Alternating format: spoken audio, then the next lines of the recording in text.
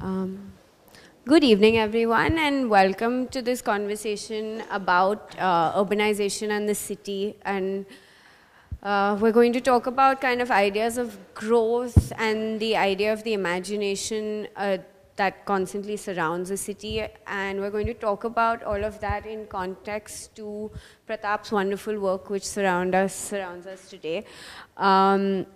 Our two panelists for the day are Kaiwan Mehta and Sampurna Chattarji, who are both authors. They both write, they've both written extensively about the city. Kaiwan has written the essay which accompanies the catalog for this exhibition, and Sampurna has written many things that resonate with what Kaiwan has written about this exhibition. So I think we're going to kick this off with Kaiwan reading a little bit from his essay, and then we'll follow that up with Sampurna's response, and then an informal discussion. So, and then we'll have a Q&A at the end of the whole thing. So, Kaiwan? Yes. Thanks, Hena, actually.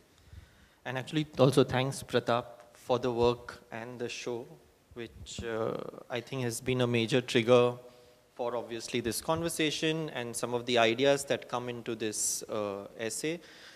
And thanks, Hena, for putting the show so beautifully together. So there's also a sense of the way some of the works sit together. I think that's extremely telling about what the work is and some of the issues that are contained in the show.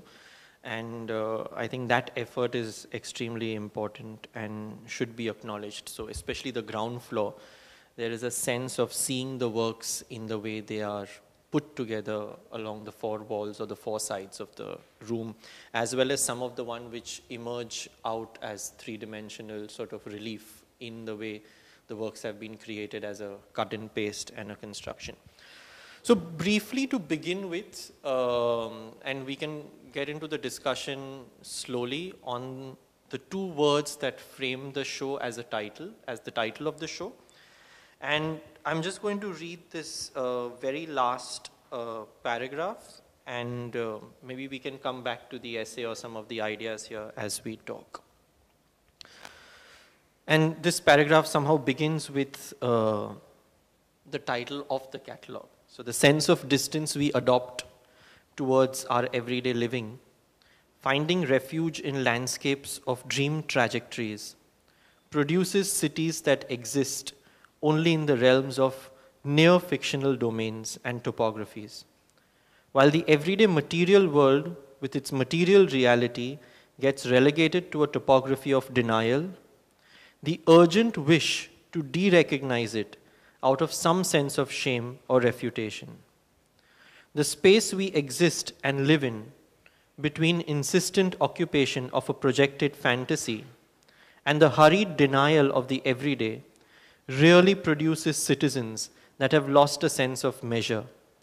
The measure of what it means to participate in human worlds, life and death, reflection and arguments, files and books, sleepwalking and reading. We start living in delirious worlds. Murray's landscapes are an attempt to decipher these delirious worlds and cities we are all living in. Sampurna, would you like to respond to that? I think the key words, I mean, we've had this kind of conversation before, but what I really, what's leapt out for me vis-a-vis the art as well as the contextualization of that art was the endeavor to do two seemingly impossible things, which is measure and decipher. And I found to my perhaps delight and perhaps not surprisingly, I found that in my in the last story in my book of Bombay stories, Dirty Love, there is an extensive session on my own approach to the idea of measurement. So I thought that would be a nice place to start, relating my own practice to this world of Pratap More's. And I'll just read a section from that, because I think this idea of measurement is also got to do with how do I stake my claim in this urban matrix, what is my sense of belonging, and how do I relate to this environment. But it also has to do with a certain emotional, psychological angle. So measurement not as a mathematical concept, but more as a psychological concept. How far away is far away? Every day underground, I had measured that question against the closeness of the 100 around me. I wanted to return to an archaic method of measuring. I wanted to rebel. Like nails, for example. Measurement by nails, tooth and claw. How many nails in a fathom? Full fathom 5 thy father lies. Understand depth. Figure, count. Make out, intertwine. I concentrated. I succeeded. Then the interferences began. Voices, whispers, howls of pure and utter greed, questions, names, absurdities. Whose were these voices? How dare you? Don't you know who I am? Where the darkness once was all was enough, visions intervened. It was horrible to watch. I tried to focus, measurement by rods in the eye. Look, straight into the eyes of the runaway leopard, the horizon curves, a bell tower. Every city has a bell tower, even this one, and the stairs spiral into the sky. Measuring everything by footfall, how many, how light, how heavy, how quick. I felt a shifting, breaking sensation travel from the ground above me into my bones. Measurement by sibilance. Stay a little longer, longer, length, longing. What lengths would you go to? Once there was a boy with the longest legs of steel. Measurement by body heat. How far are you from me? Measurement by sound spiking the air with its pitiless eat me song. Sound, the only traveler.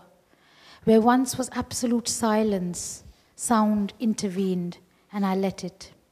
Where once I had been tuned inward, I began plucking at snatches of words that drifted into my inner ear. Portuguese, Konkani, Tulu, Sanskrit, English, Urdu, Esperanto, Sinhalese, Tamil, Bengali, Marathi, Malayalam, incomprehensible echoes that entered, fretted, fascinated, filled me with space.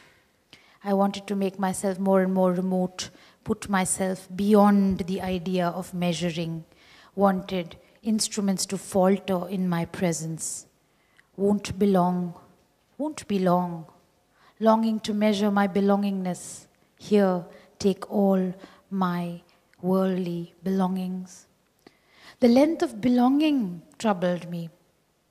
Mammalian lengths, Arcadian lengths, the length of a rodent, a serpent, a sari, a reel of film, a rod of steel, docile, domicile. I wanted every word to expand and collapse until it yielded its truest meaning. I picked up signals, short, dramatic, and full of tears, accidents. Did I dream all I heard in the night? Irritants, annoyances. No one got enough sleep in this bloody city. Rising panic. Today will they be drowned? Untold, unnoticed violences, marginalia, footnotes, figures, the immediate, ancient, imminent records in leisures. I have a perfectly clean record, nothing illegal.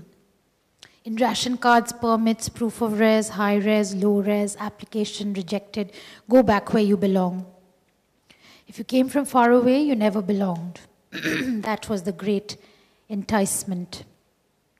How far away was far away? I respect your honesty and I'm here to prove my own. Measurement by questionnaire. Father's name, mother tongue, native place.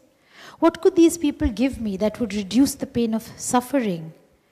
That's why the people vanish. They're tired of being insects. Measurement by heartbeat. Does your heart still beat for the place you came from? Where are you from? How could I not answer here? Impossible. You don't look it. You don't speak it. You're an imposter. Measurement by disbelief. I never confessed the direction my thoughts were taking, the way my mind was warping towards this irrational allegiance to colonies of cars, cities within cities, scene after scene of crime, brides dressing like loose women, lions jumping through the fire hoops. I sensed what would happen, what had happened, what was lost. Was it not my insidious prescience that directed us to this place, this very strange place, instead of anywhere else? Even then, under the guise of chance, a chance landing, I was falling in love with a shape-shifting island of lights, measurement by love. It's not where you come from that matters, but how long you intend to stay. All my life, is that proof enough? No, not if you don't say it. I am saying it, not in the right language, the one language, the only language, application rejected, measurement by rejection. Now that I was here amidst them, would I finally disentangle vision from vision, marry face to voice? Where was everyone going? How far was the sea? How far was the furthest place? What was that great building built like a museum, illuminated like a palace? Who were these people? What did they measure things by? A great disorientation flooded my brain. Here I was here. Was I here? I would stay for a week, a month, a year, or I would stay forever. Measurement by time.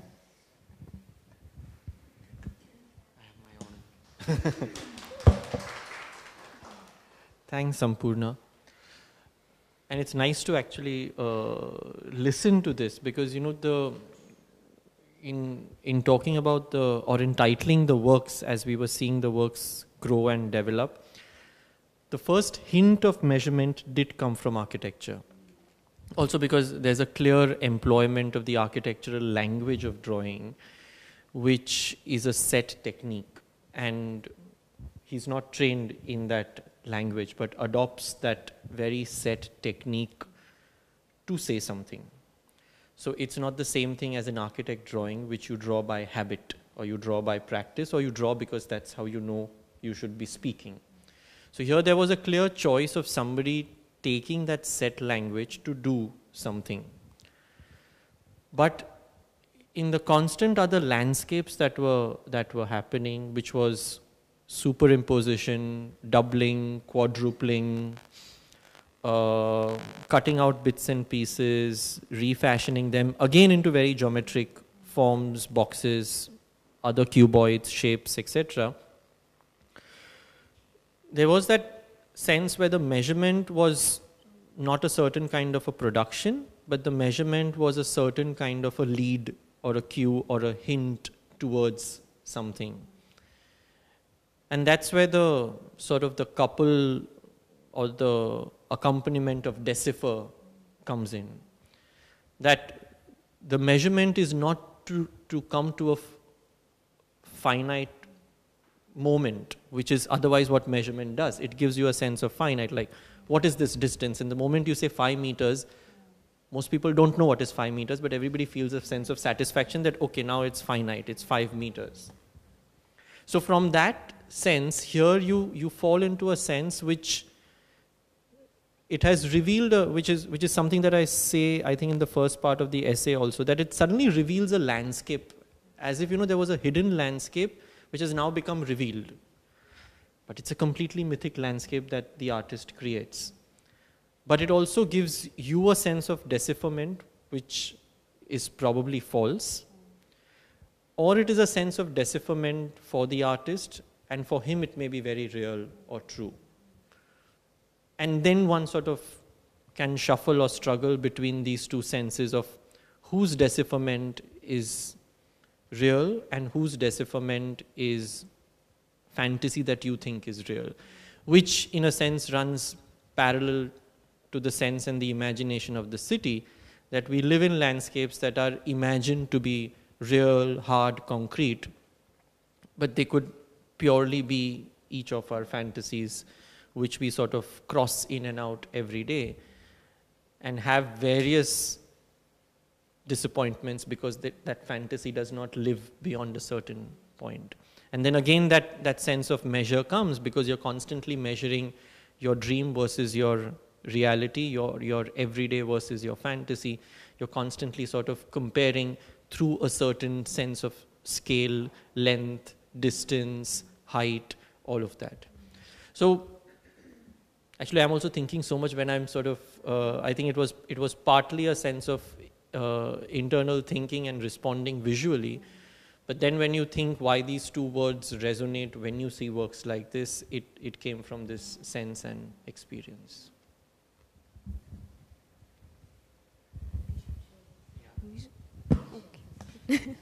I also think what I wanted to kind of draw you in on was this idea of how we measure. Is it the length of a sari? Is it the, and this kind of abstract, is it 5 meters where nobody knows what 5 meters actually looks like?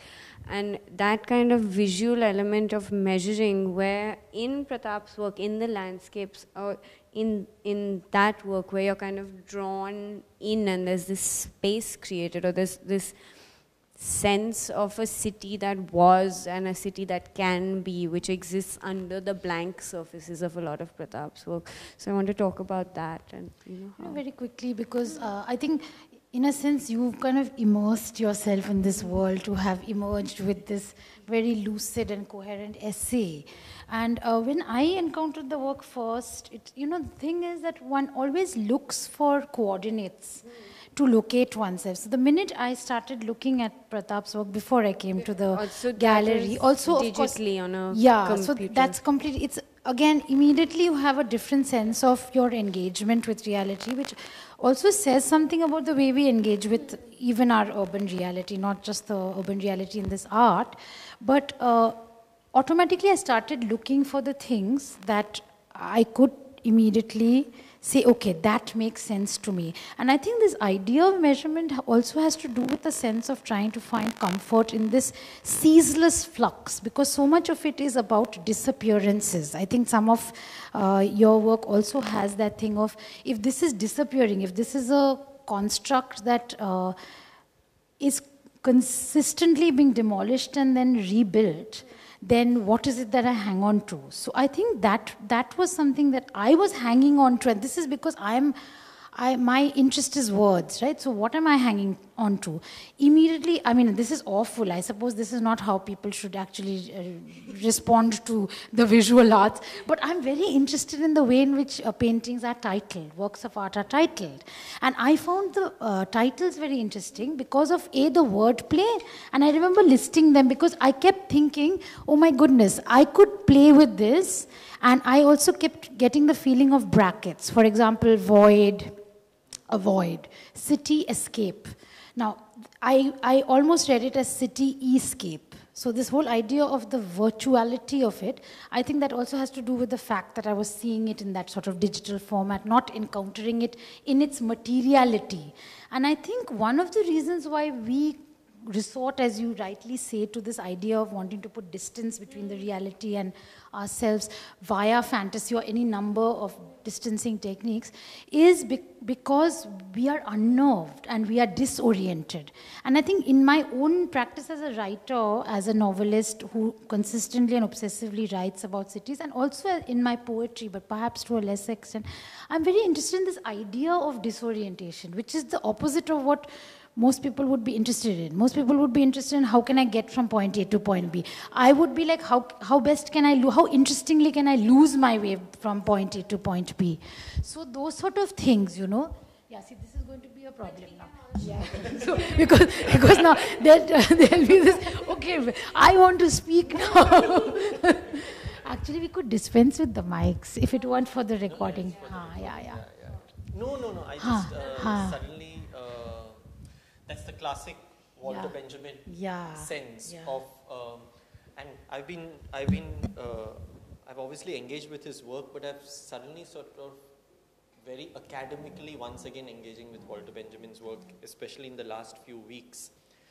And this difference between his life seems to be, or his writings on cities seem to be sort of distributed between Berlin, Paris, Naples and Moscow.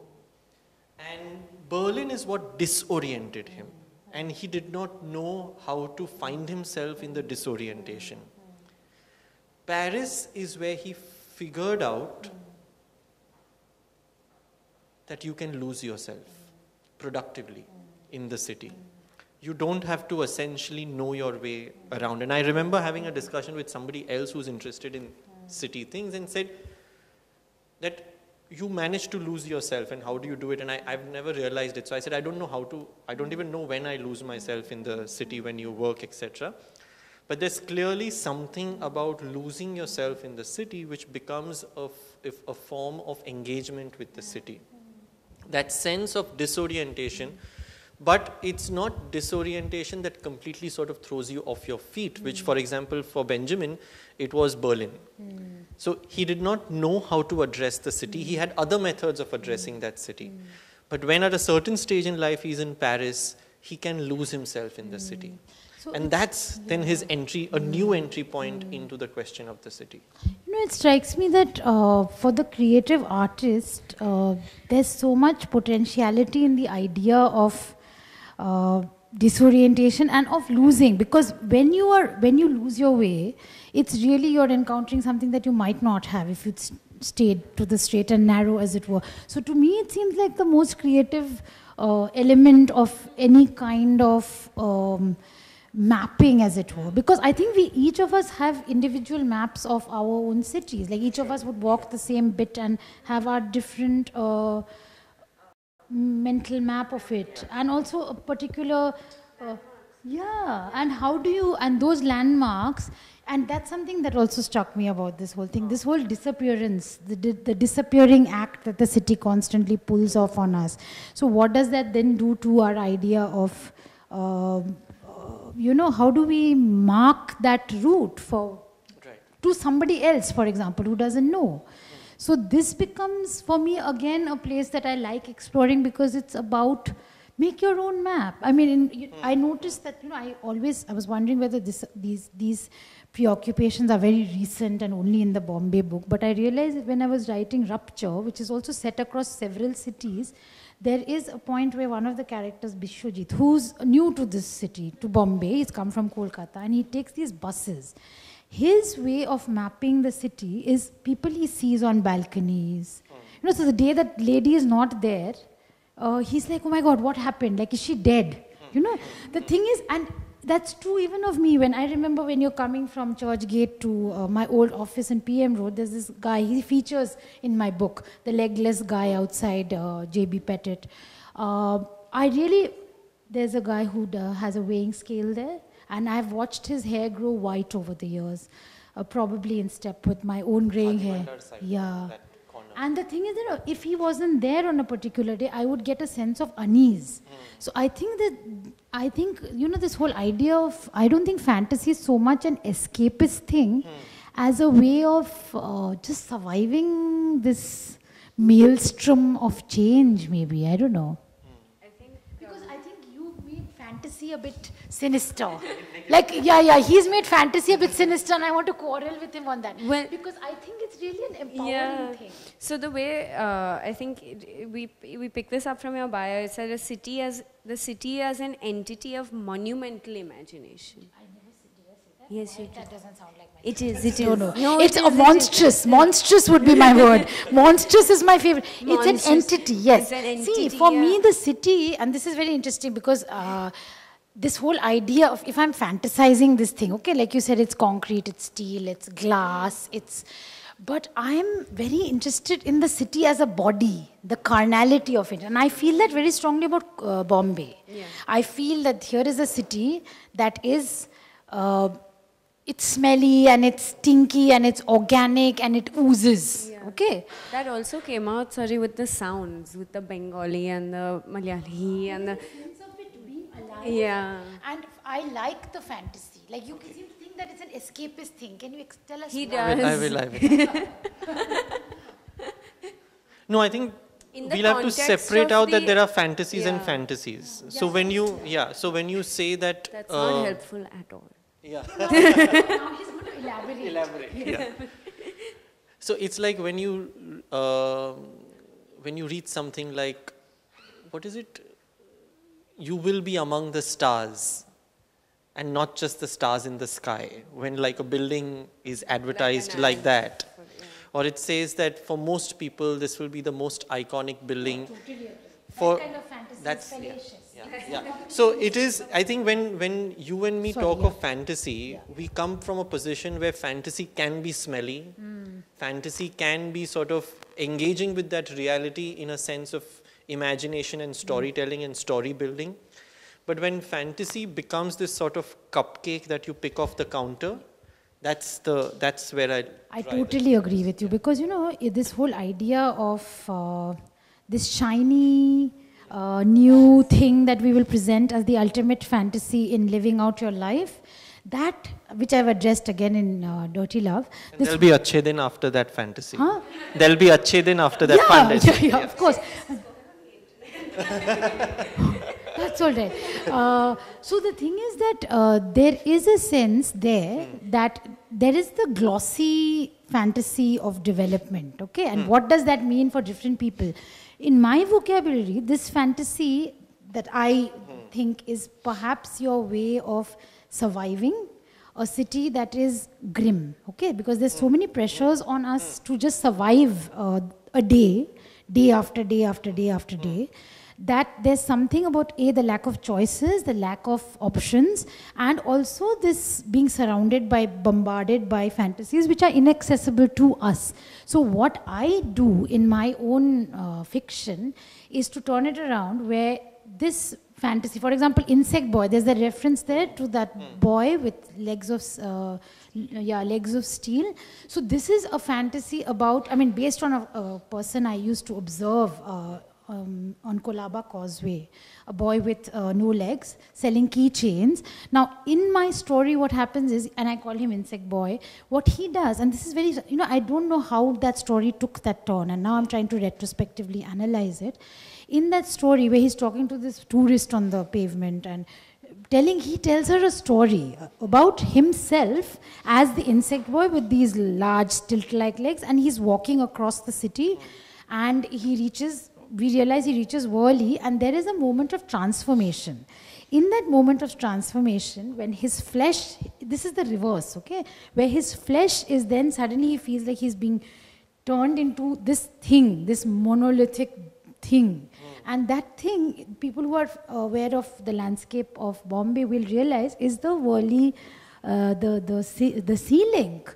And there's that moment where, and when that happened to me, I was like, what happened? So for him, from being immobile, he's crippled, he's immobile, his fantasy is to be able to see the city, which he's going to see only this corner of the world, which he loves passionately, as he claims.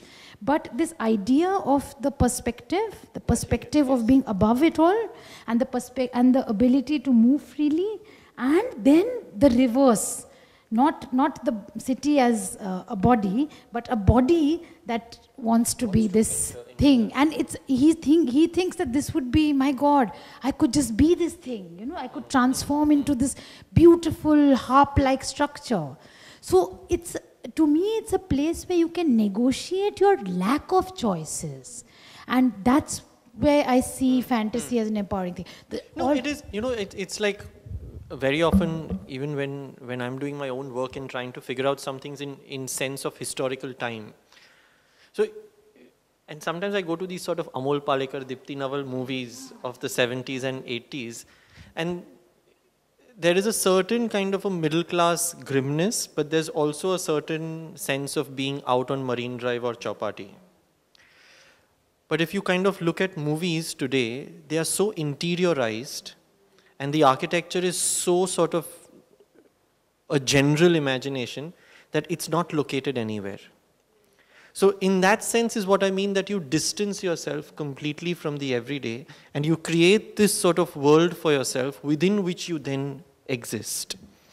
As against you sort of engaging with the smelly, the many language, the sort of the crippled and not crippled parts of the city, but you make your own peace with certain things in certain methods. But isn't that another kind of, it's an extension of that coping mechanism, right, which you're talking about? But that I would say is negative.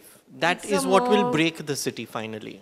I think when you say this thing about generic, what strikes me, and you're absolutely right, the geography of these cities is increasingly becoming interchangeable. And there is a certain facade. Yeah, there's a facade, and the facade is all there is, okay? And you can easily supplant it. I think particularity, bringing particularity back into the zone of belonging, as it were, is what interests me. Because then you say, this is mine. So if this is mine and these are my markers, and it could be as peculiar to you Absolutely. as it is in reality, but the fact remains that that's when you start defining a city not just as a sort of abstraction, because that could, yeah. No, see, because when you're narrating the stories, there is a man in Colaba, there is a man in PM Road. And for me, it's all here, and it's, in fact, I mean, and then if this is my map of Bombay, which are these people, and then I've taken them all over the place and juggled. And it could also be, and this is the beauty of creating your own city, as it were. The first line in my book, Bombay Stories, says, it says in Colaba, there is a street cafe. The tables are on the pavement right next to the covered market where we always buy fish.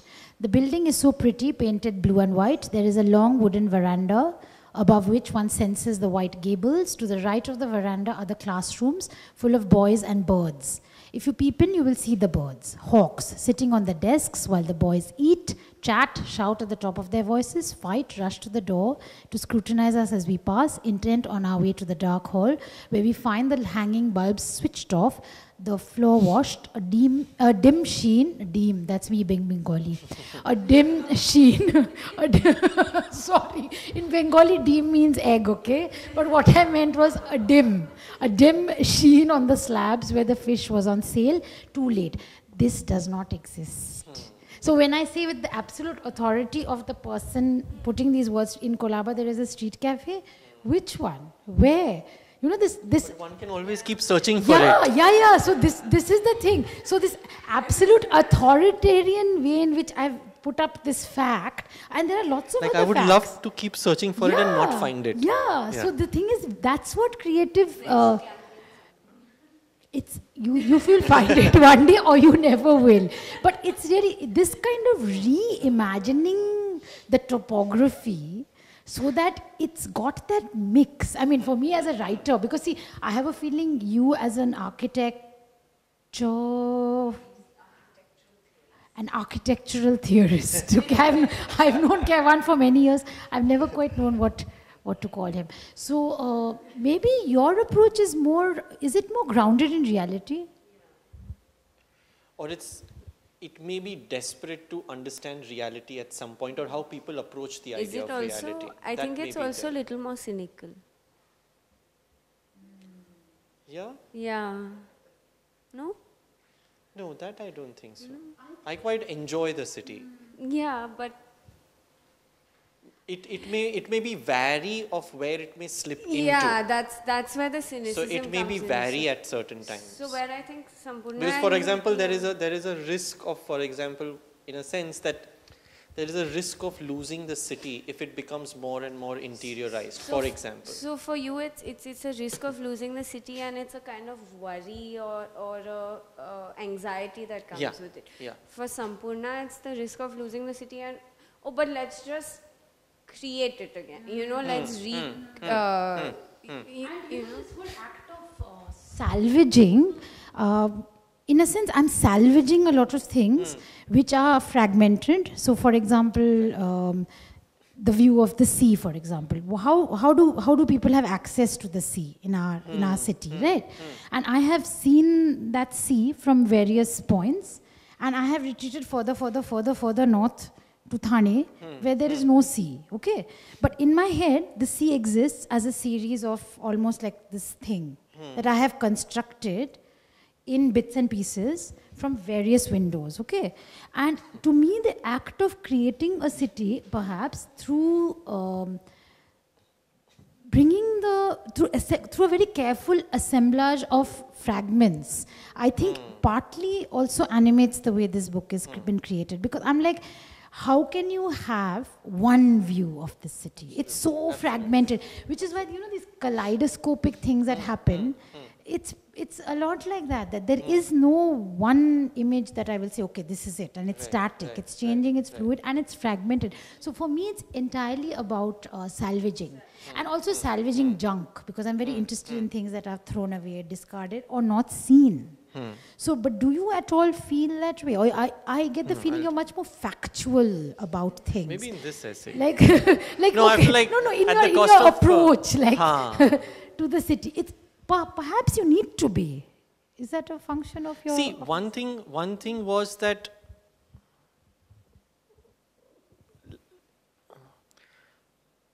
there are certain things which are happening and they have to be acknowledged. Simultaneously, I can sort of work with my hope, my imagination of the city. So at the cost of sort of indulging sort of myself, you know, it's like just last Saturday, I had this sort of my very urban moment in a long time since sort of I have had those moments, for example, in Buleshwar or something. It's like getting my Kolhapuri chappals repaired at this, which is a shop but also a cobbler in this Lalbagh Parel area. And I see that moment of craft in the city in a certain way where I realize that it's not a repair that is going to work with a gum or a stitch, but he actually understands the entire mechanism of the way that chappal is put together. And he exactly knows how to remove the old part and refit it with a new part. And while I'm doing that, I'm spending nearly an hour at the cobbler's shop, and I've had my absolute urban moment where there are people who know this cobbler is narrating story after story to me of people in that area because he's been living. Suddenly he hears me speak in Parsi, Gujarati, and he tells me a whole story of how some of these areas were owned by who and how people came in. At the same time, there are other people passing by, sitting on a bench and asking him, and he's saying, nahi, Diwali ka chutti hai, wo to udhar gaya hai, he's not come. It was that 1 hour of absolute urban sense, which is what for me, for example, in my own work, that is my sort of idea and definition of the neighborhood. I was absolutely immersed in the neighborhood at that point in time.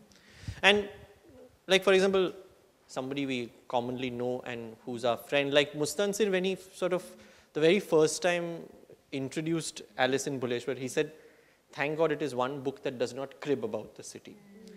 So in a sense, I don't think I crib about the city, but I sort of struggle between saying that, look, that thing irritates me. But at the same time, I have my salvaged moments and corners of where I'm going to engage with it in a way. I kind of want to change kind of divert the topic a little bit to the words that we're using, where urban becomes this monstrous, to use your word, urban is this thing, where urbanization, and it has all these like much broader academic connotations also. What about, I feel, and I also just watched something about this, but what about rephrasing, and instead of using urban, using the word local and like locality and neighborhood and that kind of thing rather than urban? Like this these big are technical urban for me. thing, you know? Although they sort of don't fit precise definitions. Yeah. Because sometimes I would define urban in a very sort of a bureaucratic policy program manner. In that imagine. But in the way I used the word urban just now was a certain experience of life that will only happen at the level of an urban neighborhood. Yeah. So in that sense, the neighborhood becomes a sub-quality or a sub-idea of the urban. So for me, some of those things are more technical than... At the same time, these don't have very precise, like my classic question in an urban research studio is what's the difference between urban and city? And one can sort of pursue and have a sense of what the difference between the two is. So for me, those are shuffles also because of the profession and training that one is in. I don't think I ever use the word urban. I mean, when I'm writing, to me, it's a word I don't use. It's not one in my vocabulary. I'm aware that, okay, this is an urban construct and things like that. But when I'm in my creative writing mode, that's the last word that would come to me. So I think that also explains, for me, the city is a place of immersion and possible obliteration. And very, very experienced. So this idea of the neighborhood is so critical to the way I'm looking at the city, because like for me, if you were to like for a moment take that phrase, the urban moment, there's one poem I wrote long ago where I don't think it could have happened anywhere else except in Bombay. This was the Rolling Stones concert in 2003. And the Wankhede Stadium, and I was there, and it was, again, you have this, sometimes you have these epiphanies. And Mick Jagger came out and said, Kasakai Mumbai, and I was like, what happened there? And they were around me, there were lots of people who were having the same like moment of disorientation. And I could also hear the whistles of the trains leaving. And something about that coalesced into that poem that I did write many years ago, 2003, which talks about these circles of separation. So I'm also interested in the way of how do we survive being compressed into this sort of absolute suffocation, right? And one of the ways we survive is by staying within our, it's like a katta, right? So we that's our purview, so we stay within that. But to me, that could have only happened here. So but it's only in retrospect that I would say, okay, that was a moment that I would have had here. But urban as a word doesn't really enter my lexicon. So. No, also I think a lot of my writing has to do with decipherment. When you are playing the role of either like a journalist position or a theorist position, you feel there's a certain responsibility that you have to sort of clarify or engage with what people see as the real world, which you also want to address. So in a sense, when this whole conversation, one is so familiar with the whole sort of the mill movement, all that has happened through the 80s and through the 90s, and one has lived that history, and one has also lived and worked in Parel extensively in these sort of corporate towers that have come there. And when you sort of are standing like this, nobody in front of a cobbler, and that moment happens, and you suddenly there's a sense of the city sort of opens up clearly, and yes, I know what the city is all about in that moment, at least, yeah. So I think this should be maybe the last kind of thing that we talk about is looking at then the city as a puzzle, as something that eventually reaches this sense of clarity of, okay, now yes, this is logical, this is the way it should be, kind of. Is everybody looking expectantly at me? Yes. The puzzle, yeah, I think, I think if it hadn't been I would perhaps use the word enigma. And I would use the word enigma simply because to unlock this enigma, I needed to write a full book. Like, it wasn't enough to write these single poems that were, okay, Boxes is a poem about Bombay, Dogs, Mobs is a poem about Bombay, a couple on a motorbike is a poem about Bombay. But why is it that I needed a whole book to decipher the city to myself? Because it's so complex, it's also so layered. And to me, having written this book, it's becoming very odd, and perhaps this is possibly not even acceptable. But often I see that if I have to think or rethink some particular aspect of cityness or of what it is to inhabit this place, I can often find this answer by opening this book, which I've constructed very carefully over so many years, using bits and pieces of observation and experience and memory and fiction and all of that. And that helps me. But having said that, it's still an enigma. You see what I mean? So sometimes I say, okay, everything I've ever wanted to say about Bombay, I've already said it, and possibly that's right. But that doesn't mean that it's clear to me in a way that, for example, something else might be clear to me. It's still not resolved. So the puzzle remains, and I don't know, maybe the parts keep shifting. Some sort of labyrinthine thing happens. No, that's what I'm sort of tempted to go back to two words which are much used and abused, and people just throw them around as catchwords, but clearly I don't mean them like that. Still, the labyrinth and the kaleidoscope hold. And I think sometimes that what you were saying, that you feel the need to clarify certain things, is also because the study of cities or the depiction of cities has become such an everyday pastime for so many people that you have to separate sort of the milk and the water kind of a thing at times. So I think the labyrinth and the kaleidoscope still are important words for me as along the puzzle, parallel to the puzzle maybe. But I think that that sense which I had with feeling like Alice in Bhuleshwar, I think that somehow has stayed with me quite alive. And yeah, it's not a stuck formula for me, but it's a sort of, at the cobbler was like suddenly I had become this small and this whole sphere of the city had circled me for that time in a bright clarity. But at another point you're completely floating above that landscape, a kind of a dark middle of the night landscape, which I also like traversing at many points. So, yeah. Wonderful. Thank you very much, both of you. Thank you to the audience. If anyone has some questions, we're happy to take them. Desperate dying question. No questions? So thanks, Hena, and Thank thanks, you. Pratap, for giving us this context. Oh, there is a question. We must. Okay.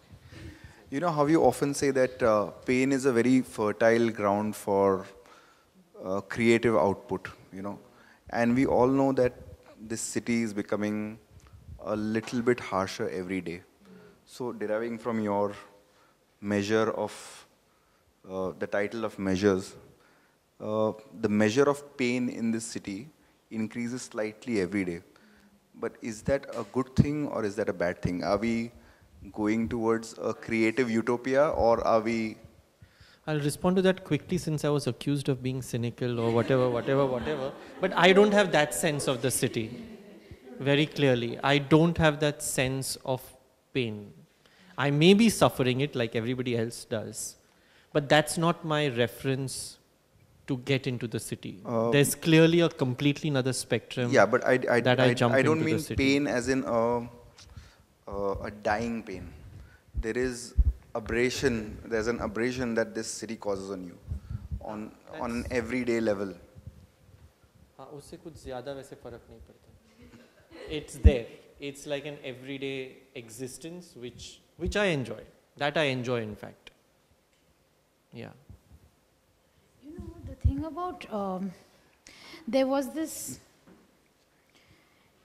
there's a very fine American poet who was like, you know, what's wrong with all these current American poets? All they seem to be doing is they feel a little pain. So this idea of this little pain, and the fact that, I mean, poets are mostly guilty of this thing. It could be self-indulgent, right? But, you know, my approach to this is that here is this impossible assault. For me, it's not even pain. Like, here I am, and I love this place. I chose this place above all other cities to live in. Okay? But to my mind, there's something about the everydayness of overcoming what the city will thrust at you. It's a constant endeavor. Okay, so for me, I can't be so this thing and say, oh, it's not bothering me, because it's always bothering me. But what I do with that, it's here, right? It's not giving me that distance. It's too much here. Okay, so I feel without that, I would lose significantly a source of my creative inspiration. I would seriously lose it. If I were very happy and if I were very complacent and very comfortable, I would lose something essential to my creative endeavor as a writer, even if I weren't writing about the city. Something about the city has made me alive and aware to the possibilities of language I do believe that's happened because I was here and not anywhere else. Like if I'd lived in Dehradun or something, I'm not sure what would have happened. Or if I'd stayed in Darjeeling, I might have been, and that's me. That it could be completely different for somebody else. So for me, somehow this overwhelming stimuli and this heightening, because what you're saying is that it's going up, up, up, up, up. And it could burst, it has burst, it could explode, it has exploded. What then? Remake yourself. Na? So this thing of remaking is also part of this whole, the construct falling down, being rebuilt. And I think this heightening awareness, those are much nicer ways of describing it probably than pain. Possibly, because then, yeah, possibly. Because that one will accept that there is that heightening moment which you feel the pulse or the scale of. Also because it's actually, it's affecting you. It's an abrasion. Absolutely. It's under your skin, and then it's you, before you know. There's an essay I wrote in the IQ recently, which talks about this, about the pain of the city. Some beautiful poets have, I mean, novelists are always writing about cities, but I feel the way the poets have written, you know, Gopal, Honalgare, etc. Maybe I should just read that last bit about, because, you know, it says something about this awfulness and anonymity as well as possibility. Both the things. Na? So I'll quickly read that and then read that.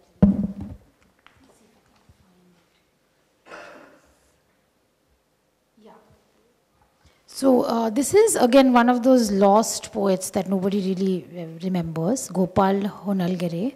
In his poem, The City, the relationship between lovers copulating, a married couple, the man desiring a child, the woman desiring nothing but a kiss, a sensation, illuminates as it unfolds a horrible sense of entrapment, enclosure, marriage as a refrigerator, freezing being preferable to rot. The masterful man of the house says, and these are all quotes from the poem, I have come to the city. I have bought machines. My home machinery runs smoothly. But the broken wine glass in the city's dustbin glitters like a diamond, glitters better than the diamond of our loving ring. And pet dogs and stuffed tigers still have their faces. Men and women make faces, but really they do not have them. They wear the city's face. Who has expressed more cogently, more disturbingly, the city's ability to erase individuality, even as it allows for the welcome anonymity the city offers?